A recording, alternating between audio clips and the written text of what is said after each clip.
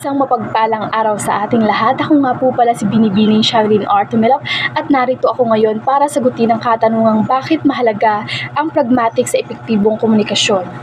Sa aking sariling pananaw, mahalaga ang pragmatic sa epektibong komunikasyon upang tayo ay magkaunawaan para malaman natin ang tunay na kahulugan ng mga salita o pahayag na ating naririnig. Dahil hindi sapat na alam lang natin ang literal na kahulugan ng isang salita. Kinakailangan din natin alang-alang ang tono at ekspresyon upang maiwasan ang hindi pagkakaunawaan. Dahil kapag hindi na isaalang-alang ang tono o ekspresyon sa pagsasalita, ay nagkakaroon din minsan ng hindi pagkakaunawaan. Lalo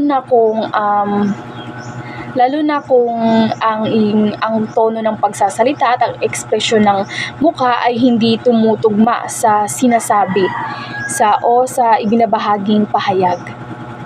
So, napakahalaga ng pragmatics sa epektibong komunikasyon para magkaroon tayo ng pagkakaunawaan at pagkakaintindihan sa bawat isa. Yun lamang po.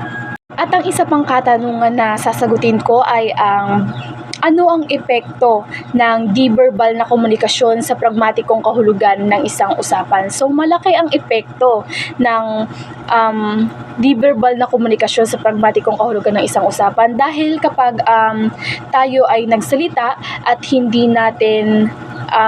kapag tayo nagsalita at ang sinasabi natin ay hindi tumutugma sa ekspresyon ng ating mukha, ng ating tono o ng ating kilos, ay maaaring magkaroon ng hindi pagkakaunawaan. Halimbawa, kapag sinabi ng isang tao na ayos lang ako, na may malaking ngiti sa mukha, ibig sabihin nun, ayos lang talaga siya ay okay at walang problema.